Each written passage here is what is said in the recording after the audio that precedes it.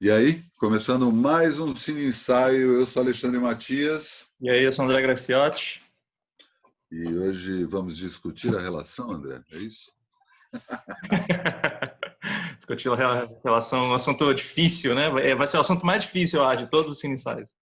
É realmente um tema que é caro a muitas pessoas e a gente pegou dois filmes que bombaram no passado, 2019, bombaram por bons motivos, né? Mas a gente acha que um é muito mais profundo do que o outro nesse mesmo assunto, embora pareça falar de outra coisa, né? A gente estava falando do História de Casamento, do Noah, como é que é o nome dele? Noah Noah Baumbach. Baumbach, e o que é protagonizado pelo Adam Driver e pela Scarlett Johansson, né, que causou toda uma comoção, um monte de gente se identificando, cena, como assim, aquela cena da briga, Ele soca a parede, é ele incrível. soca a parede, nessa, eu já passei por isso, a pessoa se segura para não socar a parede, mas enfim, vamos falar do mal do filme já já. E a gente estava falando mal desse filme, né? Enfim, ele tem alguns méritos, né? Quais Tem, são, né? tem. Depois a gente fala. Mas a gente falando, pô, um filme, foi o André que citou, um filme que é muito mais um filme sobre um fim de um relacionamento, muito mais pesado é o Midsommar, né? Que no Brasil teve o subtítulo de O Ritual. Não, não, E, é Midsommar, o mal não espera a noite. oxe, então eu vi O Ritual só. Não, O mal não o espera a Ritual é um filme do noite. Netflix. É Midsommar, o mal não espera a noite. Que tal Então esse deve ter, subtítulo? esse aí de repente é o subtítulo português. É, Posso pode estar ser. confundindo, mas eu vi o Ritual que é um subtítulo sem graça, mas bem ou mal conta a história. Que aí vai, como você puxou esse assunto, explica aí, André, por que que Midsommar, um filme, é um filme sobre o fim de um relacionamento e não um filme sobre um ritual? Esse papo é quase uma continuação do episódio do terror, né? Porque eu estava advogando lá a favor do terror, que o Midsommar é um grande exemplo que eu até esqueci. Eu lembro que eu te mandei mensagem e falei, putz, esqueci de citar o Ari Aster.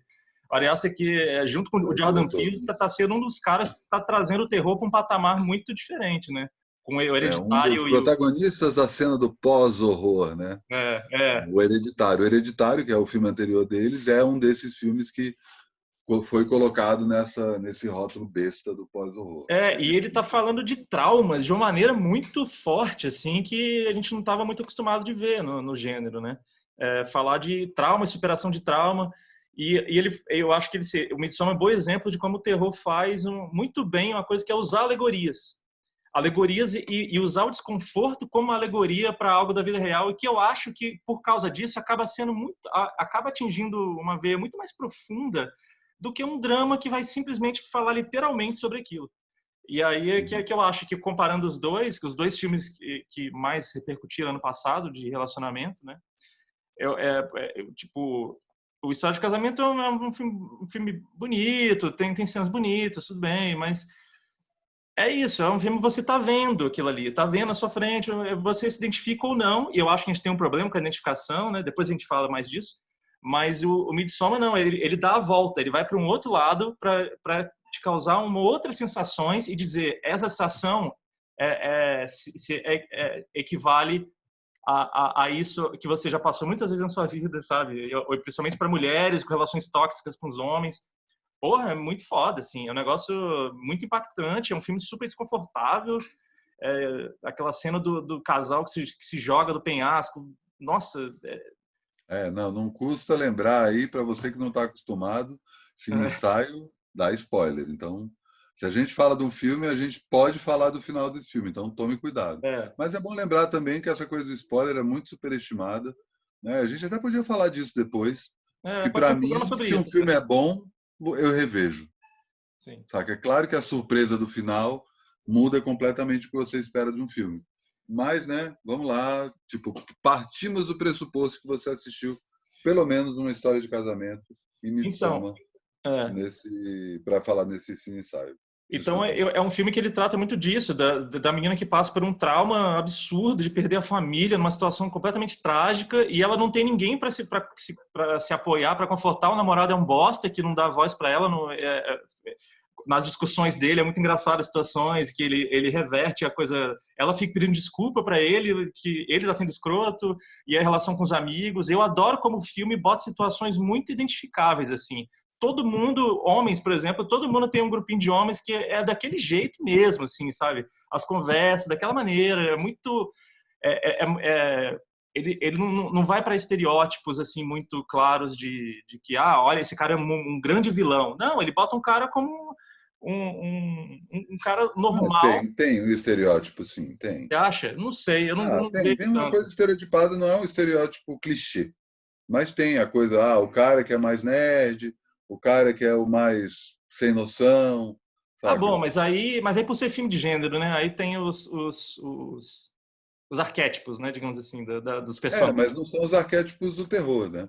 Eles são muito mais os Um arquétipos pouco. dessa turma Sei, de sei. a turma dos homens, saca? O próprio É, claro. namorado dela é o cara do esporte, né? Apesar de ele não estar em nenhum esporte, ele está lá. É claramente o bonitão da turma, né? O cara que, enfim, tá É, lá chamando o mas galã da parada. ainda assim, eu acho que são personagens muito verossímeis, assim. E os diálogos são muito bons. Os diálogos entre eles, aquelas discussões deles, é muito verossímil, assim. É muito, muito interessante isso. E ela ela não consegue apoio nenhum e ela encontra esse suporte nessa comunidade que é totalmente bizarra, mas que acaba sendo o arco do filme, ela se encontrar acolhimento afetivo, né? Acolhimento emocional que as pessoas é, é, acolhem ela tem esse suporte emocional que ela precisava e ela foda-se esse namorado. Tipo, e o filme termina com ele pegando fogo e ela sorrindo, assim. Então, porra, isso sim uma história E é impactante, break-up engraçado, movie, né? assim, e assim, ele é um filme de términos de relacionamento porque ele começa, apesar sei lá, dos 5, 10 primeiros minutos, dá a entender que tem alguma coisa a ver com a história da irmã dela, a história dos pais, né, que é um fantasma que acaba assombrando ela pelo resto do filme, como você falou, é um filme sobre trauma. A gente acha que o filme vai se É. segurar nisso, né? Até porque a irmã Mas aparece logo, uma hora no banheiro. exato, né? Tem toda a coisa e ela vai lembrando, né? Tem várias cenas em que ela lembra da cena, a própria morte da irmã é um negócio bizarro. Uhum. A palavra O, família é gatilho para ela, né? Família, ela começa a surtar. Então é bem forte. Mas à medida que o filme vai passando, a gente vai vendo o envolvimento dela, exatamente como tu colocou, né? De ela dando uma abertura para o namorado, para ver se o namorado funciona como porto seguro para ela, né? Um ponto de sustentação. E os dois, junto com esse grupo de amigos, vão para a Suécia, para essa aldeia. E a partir do momento que a gente entra nesse outro universo, que cada vez mais vai se aprofundando, né? Que a gente vê ali no começo é uma coisa, parece uma comunidade hippie, né? A primeira coisa que acontece é que os caras tomam cogumelo e fica com o papo de vamos sentir a vibe, saca? Você não acha, não, então tá, os caras estão indo, sei lá, pro meio do mato tomar ayahuasca, uma coisa desse tipo. Mas aí, à medida que vai passando, não é só isso, né? Então, a gente vai sendo apresentado para essa comunidade. Eu gosto acho que esse filme tem muito a ver. Você assistiu, né? O Homem de Palha, Wicker Man. Wicker Man. Pois é, esse filme para mim é tipo Maravilhoso. e ele tem esse mesmo efeito que o Wicker Man Uhum. tem. O Wicker Total. Man, enfim, tem uma parada que é assim, não vou nem citar o próprio Wicker Man, eu não estou falando do remake com Nicolas Cage, hein? Cuidado. Que é o Original. mesmo título, né? É um filme inglês do começo dos anos 70, que é a história de um policial que vai para uma ilha no norte do Reino Unido, que aconteceu um assassinato, ele começa a investigar esse assassinato. E é uma coisa, de certa forma, parecida com Midsommar, no sentido que a gente vai conhecendo, né? Esses dois filmes têm isso em comum, porque tem essa questão de uma comunidade religiosa, né? Religiosa não, né? Uma comunidade ancestral que tem um ritual religioso como central na sua história. É o lance E do à folk, medida é chamado de folk horror, né? Que é esse subgênero que vai, né, sobre essas comunidades isoladas, essa coisa rural, essa coisa bucólica. Chama-se de folk horror, né? Folk horror, a galera só ali no violãozinho. É. Não, folk porque folk é Folk, povo. Né? folk de folclore. Não, exatamente. Mas que outros, hein? Até que você abrir esse parênteses aí, que outros filmes você encaixa? A Bruxa não, né? A A Bruxa Bruxa é um filme de... pode ser também, porque se passa todo isolado, numa situação isolada, no meio do mato, da família no meio do O mato. Farol é? Acho que não. Farol não diria não. O Porque Farol porque não tem essa coisa de comunidades, assim. entendi. O mais famoso mesmo é o Wicker Man, assim, é o mais icônico desse Não, jeito. mas tem como é que é o Shyamalan? A Vila?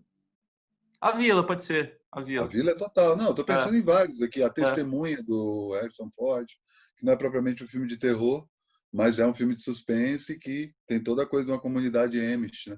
Uhum. Kill List também, já viu Kill List? Um filme britânico? Não manjo não. Do caralho, é foda. Também é nessa vibe. Mas enfim. Pois é, e aí o lance, a comparação tanto do Midsommar com o Wicker Man é que você é o protagonista, você vê essa comunidade da primeira vez que você assiste o filme com os olhos do protagonista, no caso do Wicker Man. O detetive, no caso do Midsommar, principalmente a atriz principal, mas todo o grupo de viajantes que chega lá. Quando você revê o filme, quando você já sabe tudo que vai acontecer, você vê o filme do ponto de vista da comunidade. Uhum. Você Verdade. já entende que aqueles caras estão vindo por qual que é o motivo, o que, que vai acontecer ali.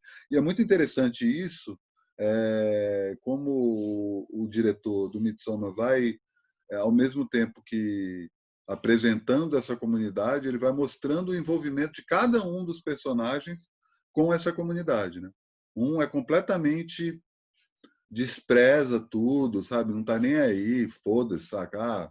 Quer ir para casa e tal. O outro quer estudar a sério, quer tirar foto, fazer registro.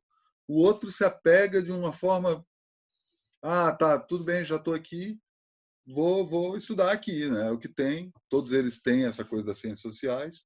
E a protagonista, eu não lembro o nome da atriz, tem aí fácil? Deixa eu dar uma olhada É aqui. a. Porra, Ela que. mata pau, né, cara? Ela é uma puta atriz, Não, né? ela para mim é a minha atriz favorita do momento das jovens, assim, as atrizes O jovens que mais ela é fez? O que mais ela fez? Florence Pugh. Florence Pugh. Ela fez o último Little Women também. O, Pode crer. nossa, ela é Que é, incrível, cara. Tudo que ela que é faz o é bom outro, que é demais. o filme da Greta, Da Greta Gerwig. que é a ex-mulher do História do Casamento, né? Que é Isso, isso. Também isso tem aí. essa história, mas enfim, já já a gente fala É. desses filmes. Olha aí as coisas Mas, que eu vou. mas Mas aí o ela é lance é ótima. justo. Oi?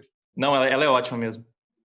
E aí o lance é que assim, ela é quem mais se envolve, né? Ela não só se envolve, como ela é coroada, né?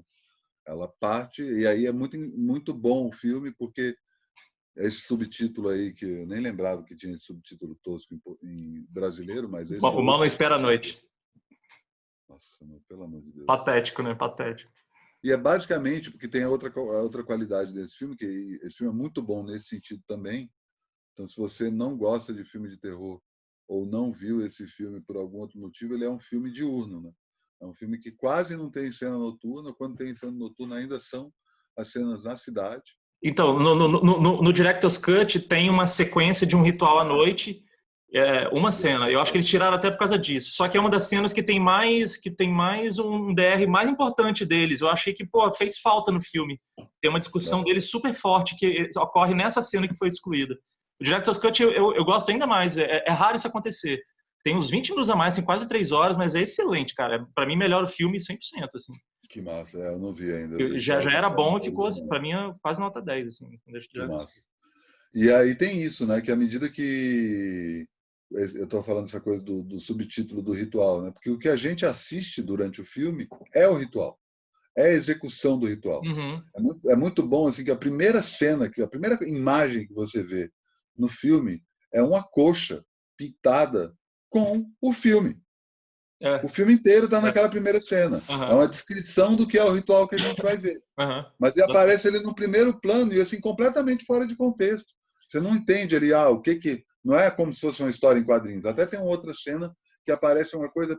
Eu acho isso meio besta, assim, né? Porque essa coisa, então tá, vamos fazer como se fosse uma história em quadrinho para mostrar o determinado feitiço lá que a menina jogou no outro cara. Mas, enfim, eu acho que funciona. E o Não, fato é. Fala. não, vai, termina. Não, o fato é isso, que a gente assiste esse ritual e, durante esse ritual, a gente vê a relação dos dois se deteriorando até chegar num ponto em que o fim do ritual é o fim do relacionamento. Literal, né? Porque o Uhum. cara morre, no fim das contas. Mas mais do que literal é metafórico, né? Que é o momento em que ela consegue se redimir e aí é bom assim essa coisa que você fala ela termina sorrindo, a gente vê o sorriso nascer, né? Não é uma coisa que a última cena é ela com um sorrisão escancarado. A última cena ela tá com a cara angustiada, que é o pôster do filme. E aos poucos ela vai entendendo tudo aquilo que está acontecendo. E aí o sorriso abre, tá, saca? E é como se fosse a coroa da Rainha de Maio que é colocado na cabeça dela mesmo. Uhum. É muito bom, assim, porque ainda nesse campo da metáfora, é, ela tem um mal-estar com esse título, né?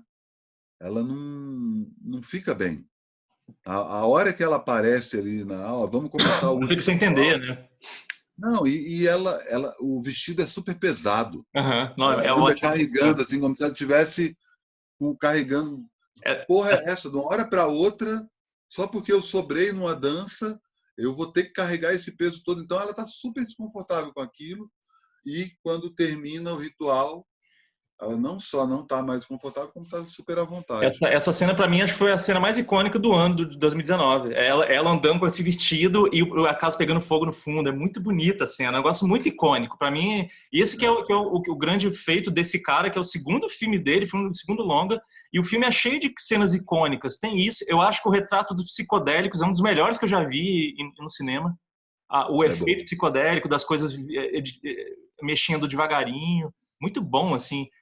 Você sente também junto com os personagens, né? Aquela angústia daquele mundo, o que está acontecendo e tudo girando. E a cena, aquela cena de sexo, né?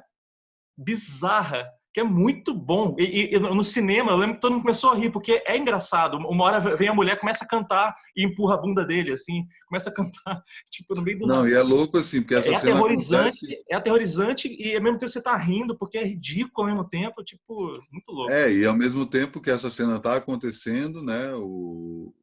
Na outra casa, ela está chorando. Uhum. Então está rolando exatamente uma coisa que, enquanto a cena de sexo é cercada por várias mulheres emulando o gemido da mulher que está transando, na outra casa a protagonista é cercada por outras mulheres que estão chorando. Então tem uma coisa assim, tá, mas onde que termina uma coisa e começa a outra? Uhum. Esse E, gemido é o quê? e diz muito sobre a temática do filme, que é ela achar o conforto, né, nessa comunidade, porque desde o começo eles vivem tudo no coletivo, eles sentem tudo junto. Né? Quando os velhos lá se jogam, todos eles começam a chorar de dor, lá no final também. Tudo para eles é uma experiência coletiva, todos eles participam de tudo. E como ela perdeu a família e não consegue apoio do namorado, quando ela sente isso no fim, cara, ela é a realização dela, era o que ela precisava, né? E acho que a grande mensagem do filme, para mim, no fim, é isso. Ela se achou a família que ela Total, precisava, sabe? Para se sentir total. confortável. Mas aí, voltando ao tema, e aí o legal é isso, que é um filme que fala de relacionamento por um viés muito mais complexo, tem muito mais camadas para se falar de um termo de relacionamento. Mas eu acho que o Eita, tema que você central... ficou mudo aí. Pera aí, volta aí. Fala de novo aí, porque você ficou mudo. Eu não ouvi. Muito mais camadas. Ó, que viagem. É, ele tem muitas mais camadas para se falar de um tema central, que é alguém que está com um relacionamento tóxico eles não sabem como terminar com o outro, né, ali. E ela se livra dele Uhum. e acha conforto. E aí, indo pro outro filme, O História de um Casamento, que a gente tem... acho que a gente concorda nisso, né, a questão do filme, que apesar de ter cenas bonitas e tal, mas é isso, ele não tem a força do Midsommar na coisa de identificação, assim, todo mundo no Midsommar parece gente normal, sabe? Parece pessoas normais e reagem com pessoas normais, assim. Ali no História do Casamento, primeiro que são as duas grandes estrelas de Hollywood, de beleza assim, inalcançável, e eles fazem gente famosa, né? Ele é diretor de cinema. Eu acho que o principal problema é esse, é é que a gente está assistindo a vida das celebridades como se fosse uma vida comum. Saca? Todas as cenas de DR que no Midsommar acontecem, e aí assim, é bom rever, se você já assistiu, você revendo, você percebe que a discussão do casal é presente o tempo todo. Não é uma coisa que acontece só no começo do filme e depois eles viajam, não. O tempo todo há esse questionamento até que chega uma hora que eles se separam, no sentido que ele está completamente separado daquela comunidade, né? Querendo se colocar no papel de um observador, que ele nem sabe direito desse papel, e ela está completamente dentro. Ao passo que o História de Casamento é isso, a gente acompanha a vida. As DRs são todas mediadas por advogados, saca? Mas a cena dos advogados é ótima. A cena dos advogados é ótima. Não, é isso, é um bom filme. Não estou dizendo que é um mau filme. Não, eu também gosto, eu também gosto. Eu só acho que ele tocou, e aí eu não gosto da cena da briga. Eu acho a cena da briga besta. Não é ruim, não é ruim. Não é, não, os caras são boas atuações, inclusive. O Adam Driver e a Scarlett Johansson não só são os artistas. Não digo que o Adam Driver é o cara mais bonito de Hollywood hoje, né? Pelo amor de Deus. Mas ele é querido, ele é muito querido pelas mulheres. Ele tem um status de galã. Ele tem. Mas é aquele bonito feio, né? Tipo o Benício Del Toro. Né? Sei, mas ele tem um status de galã. E ela, então, um status de musa. Aí meio que. Não, ela não tem o que falar, mas eu acho que mais do que isso, eles são dois bons atores. Eles não são só galãs. Eu não gosto muito dele, não. Pronto, falei. Eu gosto. Acho que ele estragou o vilão de Star Wars. Já é ruim os filmes, ele ainda fez o pior vilão que existe. Mas enfim, vamos lá. Não gosto dele, não. E a Scarlett depende. Tem papéis que ela é boa, tem papéis que eu não. Eu acho que esse aí. Eu acho que é a Scarlett Johansson e o Adam Driver. Eu só vejo os dois, assim, atuando para Oscar, sabe? Se fosse dois atores conhecidos, eu acho que você entraria mais no filme, sabe? E que é um filme bonito, ele tem cenas bonitas, tem coisas sensíveis ali. Eu gosto principalmente como retrata o filho. Eu ia comentar exatamente isso. A relação deles com o filho é bem bonita, principalmente do ponto de vista do pai. Uhum. Que normalmente nessa situação o pai é o cara que toma aqui um brinquedo, toma aqui um dinheiro. E o cara tem realmente um envolvimento sentimental com o filho. E eu gosto que o filme foge do clichê da coisa da romantização do filho, sabe? De assim, o relacionamento deles é uma merda, mas o filho é o que traz a felicidade. Não, o filho é um empecilho na vida dele. Assim, o fato deles terem um filho, o tempo todo é pior a situação, assim. O tempo todo o filho é uma dificuldade para eles. Eu gostei muito disso, assim. É bem bom. Mas tem essa questão da identificação que... Não, e tem a coisa da fofoca de celebridade, né? Porque o filme é todo sobre, né? Eu não sei esse lado da fofoca, não sei se tu sabe direito, mas é isso, né? O Noah era casado com a Greta, que é justamente Eles são ainda. Eles ainda são um casal? Não. Eles não se separaram? Mas o filme é sobre isso, né? Sobre uma tensão no relacionamento deles. Deixa eu conferir se eles não já separaram, porque essa galera, né? Mas eu acho que eles são casados ainda. Uhum. Pelo que eu tinha visto, eu posso estar confundindo aqui, eles eram... o filme era sobre o fim do casamento deles. Não, eles são casados. Tanto que no Oscar eles foram juntos, que ela concorreu com Little Women também. São casados ainda. Então é tipo o Lemonade dele. Lemonade da Beyoncé. Imaginando como seria. Ele foi casado com a Jennifer Jason... Como é que é? Jennifer Jason Leigh. Isso. Pode crer. De repente é sobre ela. Mas uma coisa que eu não gosto, esse filme, para mim, é um dos melhores dele, porque eu geralmente odeio os filmes dele. Eu tenho um grande problema com os filmes dele. Eu gostei do Francis Ha na época, mas depois que eu revi os seguintes, eu revi todos dele, e eu detestei todos. Aí agora eu odeio o Francis Ha também. Eu acho o Francis Ha ok, assim. O Francis Ha tá num lugar meio quase Amélie Poulain, sabe? Eu acho o Francis Ha um pouquinho melhor que a Amélie Poulain. Mas a Amélie Poulain é legal ainda. Mas é porque a Amélie Poulain é como se fosse uma boneca de porcelana, sabe? É uma coisa quase idealizada, assim, Mas a muito linguagem do filme perfeitinha. condiz com isso, eu acho. A linguagem do filme meio cartoon, quase, sabe? Uma coisa meio caricata, assim. E O acho Francis Ha ou a Amélie Poulain? a Amélie Poulain. Eu acho que a É, o linguagem do Amélie- filme condiz com isso. A dele, eu nem digo cartoon, eu digo essa coisa mais, tipo, sei lá, essa coisa Belle Époque, saca? hum, E França no final, Paris no final do século XIX, começo do século XX. E quase isso como uma caricatura, até do que é a caricatura do ser francês, né? E aí hum. você vai pegar, abrindo esse parênteses Isso para sim. falar um pouco do Amélie Poulain, né? Você pega quais são os filmes anteriores do Janot e Caro, né? Tipo, Delicatessen e A Cidade das Crianças Perdidas, que Uhum. são filmes caricatura, né? É, Só que sim. ele faz uma caricatura fofa, né? Uma caricatura que a gente pode se identificar. Como eu acho que é o Francis Ha. O Francis Ha é uma espécie de uma caricatura fofa.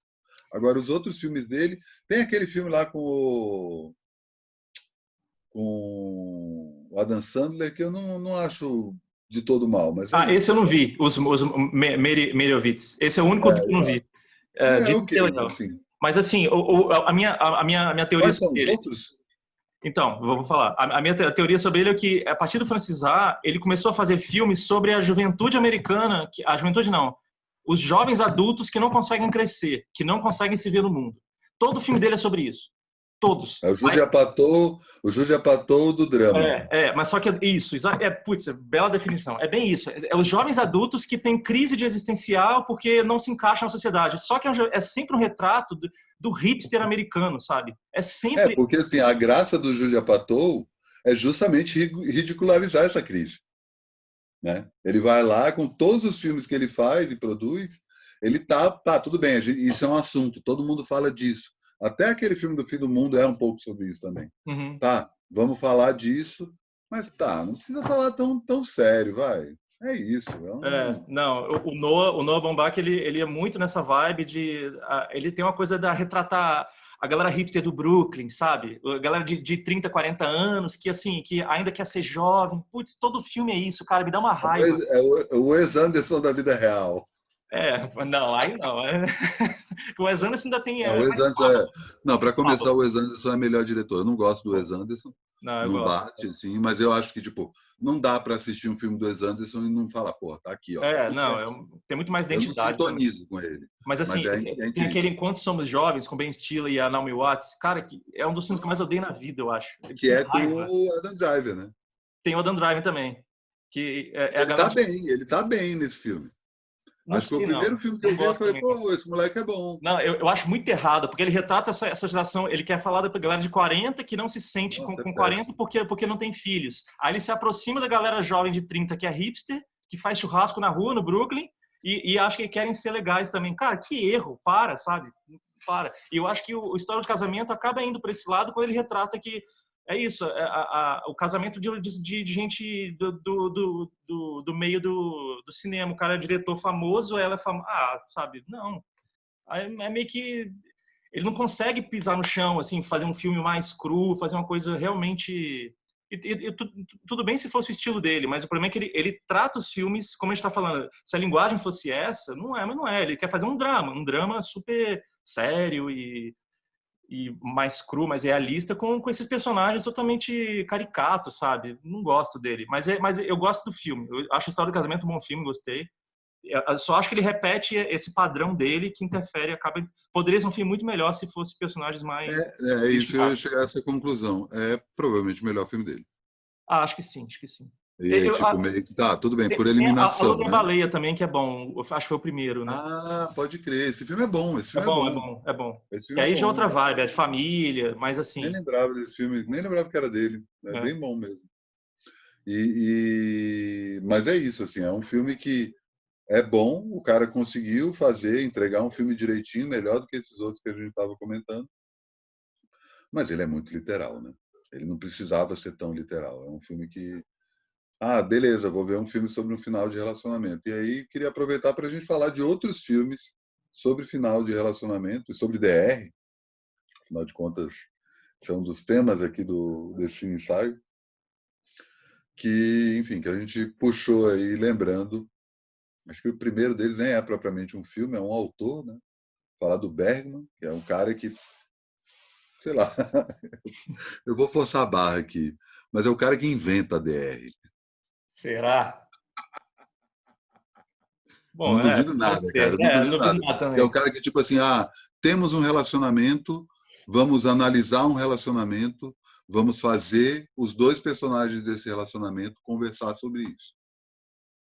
Isso eu não lembro, estou forçando a barra também, porque eu não fiz esse dever de casa de pesquisar para saber se houve filme nos anos 50 ou nos anos 40 que tem esse tipo de discussão. Você pode pegar e falar, Casablanca, de uma certa forma, é um filme sobre relacionamento. Sim, concordo. É um ótimo break-up movie, inclusive. Né? E tem uma... Mas as DRs, né? Não tem DR, só o Humphrey Bogart falando assim, deixa comigo, Sei. vai ser assim, fica na sua, saca? Bem o retrato da época. E o Bergman coloca não só o homem nesse lugar sensível, como a mulher como protagonista, saca? A protagonista de um casamento. Né? Total. Ele dá o passo além de falar assim, tá, não é mais esse papo de atrás de um determinado momento da carreira dele, joga todas as fichas em filmes DR, que é o Woody Allen. Né? O Woody Allen é a trajetória do Woody Allen é muito, muito boa. Né? Você compara, sabe do começo da carreira dele? Tirando a vida real, tirando a trajetória da vida real. Pois é, né? Que também nem vamos entrar nessa discussão Não, agora, porque cai não cabe a nós. nessa zona cinzenta aqui, que Total, aí, quem total. tem razão e tal, né? Mas eu não vi, eu nunca vi tudo do Diallo, eu vi bastante coisa, mas dos primeiros, quais? Cita aí.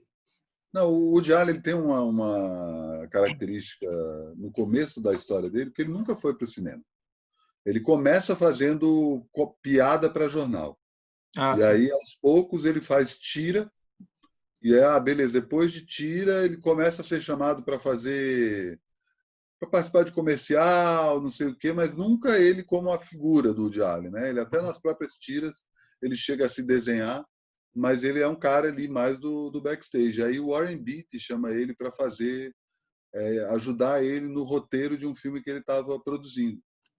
E o Warren Beatty, e o Woody Allen começa a botar um monte de piada, não sei o quê, até que num dado momento ele cria um personagem no filme para também ajudar a contar as piadas, e ele joga um caô no R&B. Nessa época ele já está fazendo stand-up também, que era uma coisa que ele também não tinha cogitado fazer, mas tipo chamaram ele, ele começa a fazer.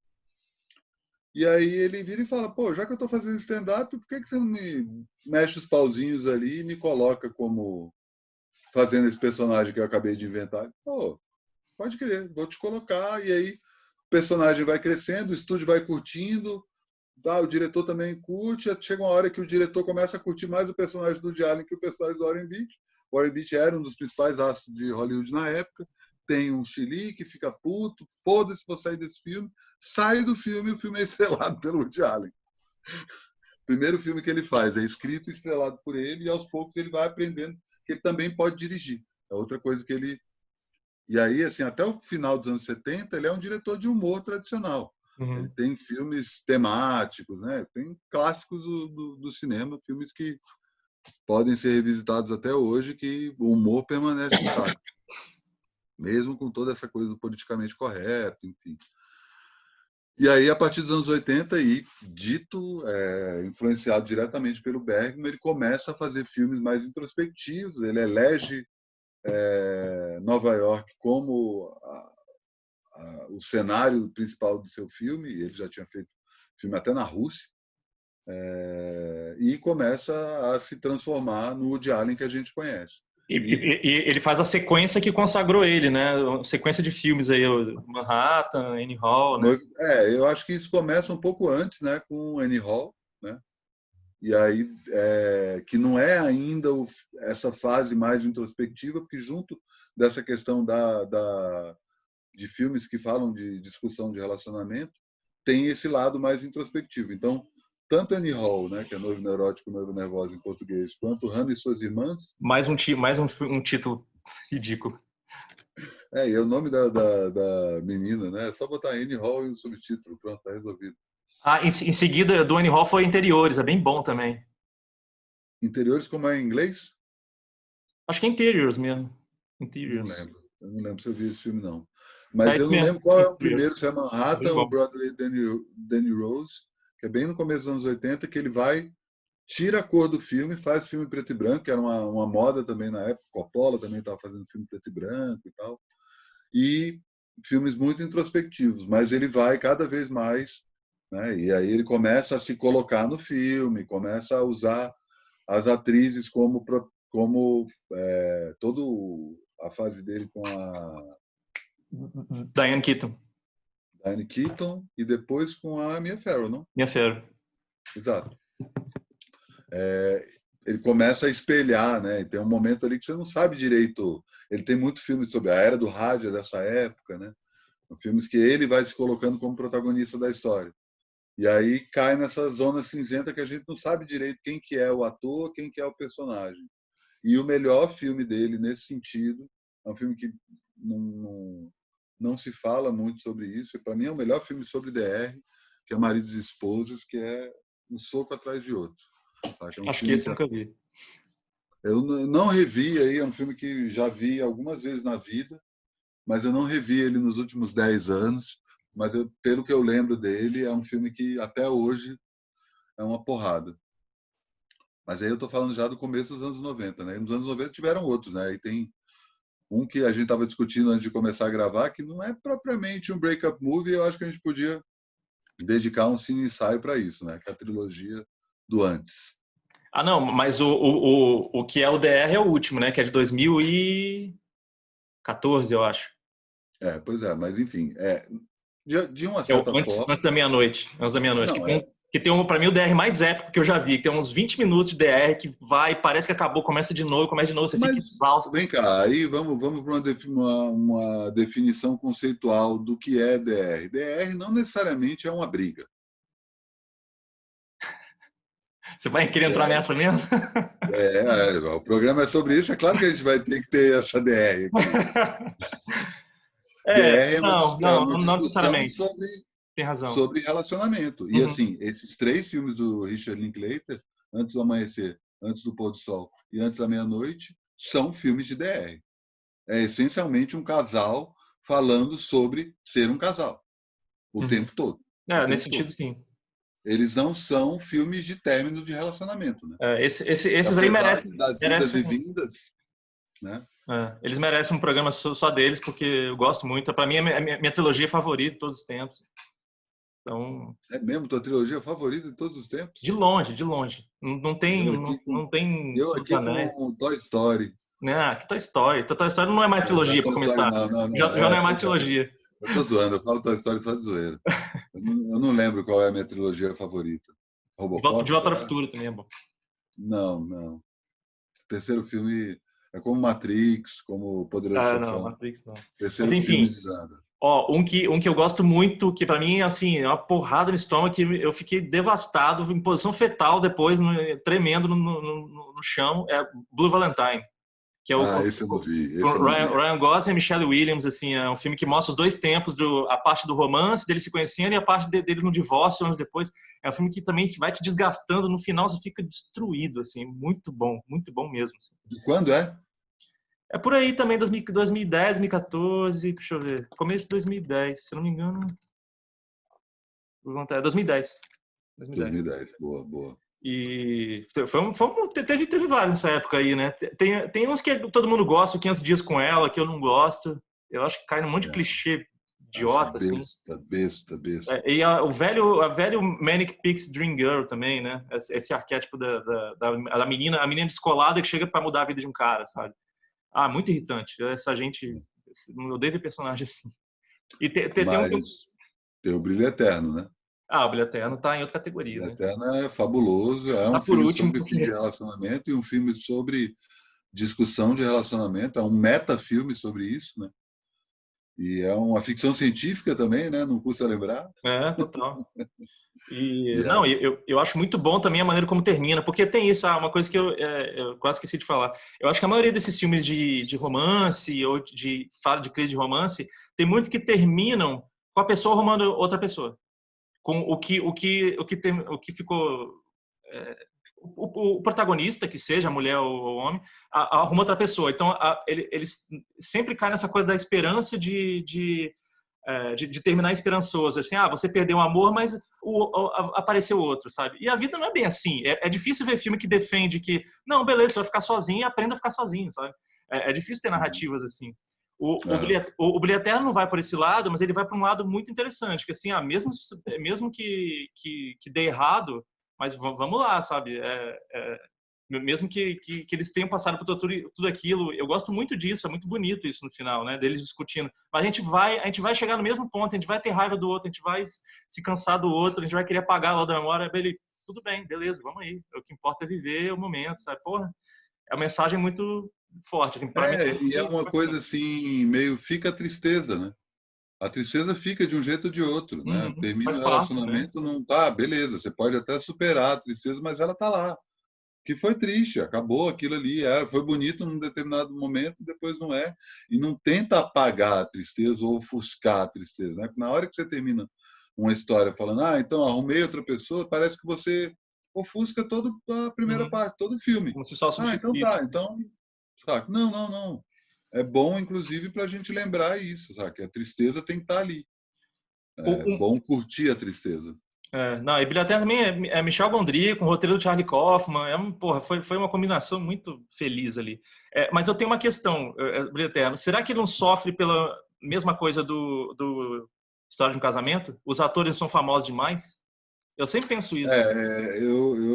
Na hora que você começou a falar disso, eu pensei também. Eu acho que, assim, colocando de outra forma, se fossem atores menos conhecidos, eu acho que ele pegaria mais fundo. Eu acho também. E olha que eu acho assim, nem é questão de ser ator famoso, é de ser o Jim Carrey. E a Kate Winslet Jim também. Carrey tem essa coisa, tipo, marcado, né? Ele sorri e parece que ele vai contar uma piada, saca? E é um filme que ele luta muito contra isso, né? É um filme ali que, tipo, é muito mais que o Show de Truman, muito mais que o Mundo de Andy. Você vê ali o Jim Carrey querendo, saca? Mas aí tem o Elijah Wood, tem a Kristen Dunst também. Eu acho que são todos atores que você já viu muito. Eu acho que o filme ia ganhar. E olha que, assim, eu acho o filme perfeito, tá? Para mim é nota 10, para mim é um dos meus favoritos da vida. Mas eu acho que ele tem essa questão. São atores muito marcados pelo que você conhece deles já. Eu acho que o filme ia ganhar ainda mais com atores menos conhecidos. Que é uma questão que eu tenho parecido com o Gravidade. Eu amo Gravidade, para mim é um dos meus favoritos também. Mas, cara, é o George Clooney e a Sandra Bullock, eu acho que você vê o George Clooney e a Sandra Bullock, sabe? Tem muito filme que acaba sofrendo um pouco por isso. Mesmo eu achando impecável tudo, mas ainda acho que poderia ser melhor. Você gosta de Gravidade, né? Amo. Puta filme foda, também, foda. impressionante. O Cuarón, pra mim, é um dos meus favoritos. Eu gosto dele, mas não acho tanto, não. Acho que ele tem lá uns deslizes. Eu não gosto do Roma. Nossa, Roma eu amo também. Vi duas, 3 vezes, acho foda. Não, enfim, mas aí estamos desviando do assunto. É só mais a coisa dos atores, assim, é legal ver isso, sabe? Tem filme que você tá vendo o ator que você já conhece, tipo Brad Pitt. Se você bota o Brad Pitt no filme, você vai estar aí vendo o Brad Pitt.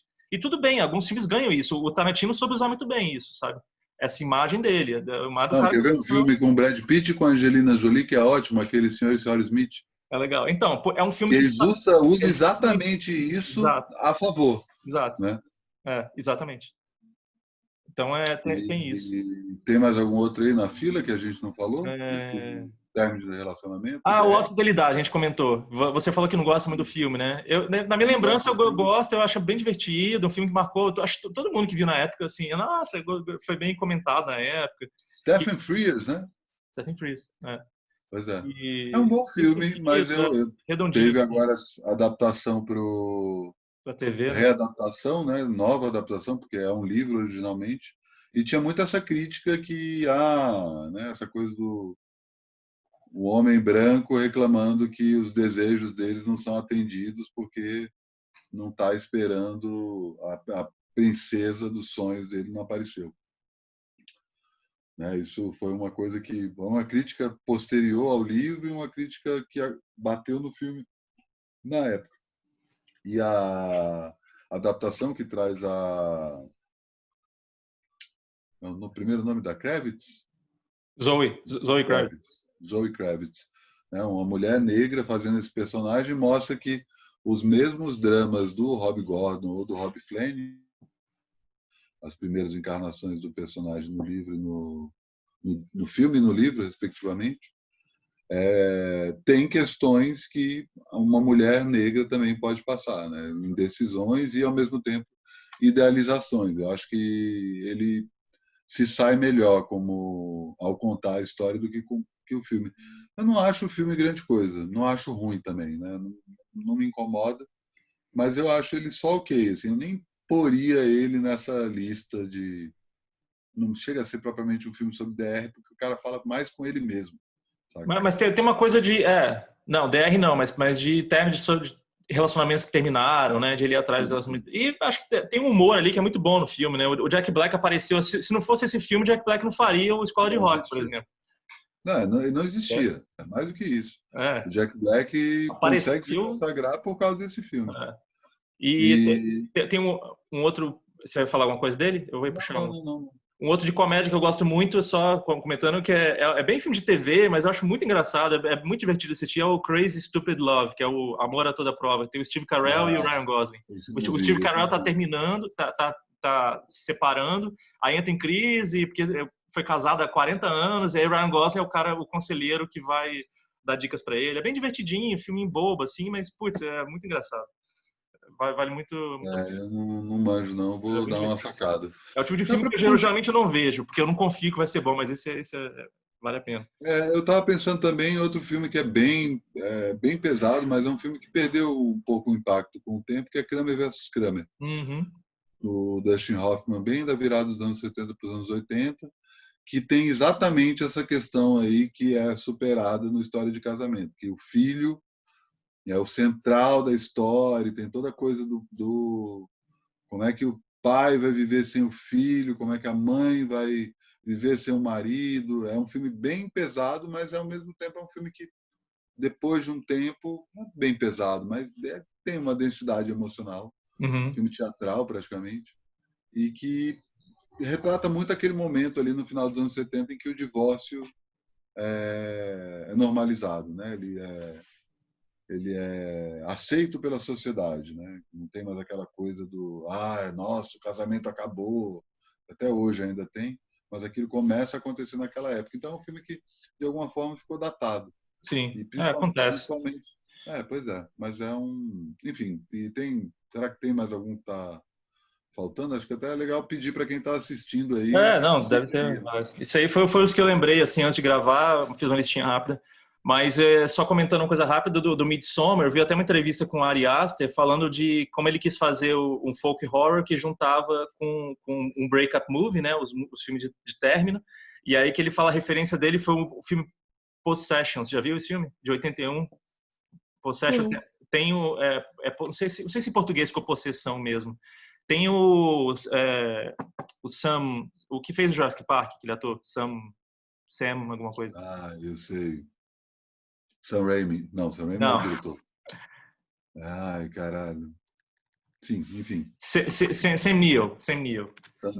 Tem ele, de 81. É um filme bizarrão também, de término, assim, da mulher que quer terminar, o cara segue ela, quando vai ver, ela tá transando com um monstro, um bicho esquisito, e é um filme mais estranho que eu já vi também. Que mistura, nem é meio terror, é apenas um filme estranho, mas é também que ele vai pela viés da metáfora, assim, para falar de o quão traumático que é um final de relacionamento para um casal que já tem um filho, que é casado, ele vai pelo lado da... Você viu esse Possession? Vi. É bem bom. É bom, é bem estranho, é bem louco, assim. É mais estranho que bom. Tem até umas... eu acho que é bom pelo tudo que ele tem. Tem muita coisa icônica no filme. Tem uma cena muito louca dela se sentindo possuída no metrô de Berlim lá, que uma hora ela deita no chão e sai, ela tem tipo um aborto, parece, sai um líquido esquisito dela, sabe? Umas cenas bem bizarras, assim.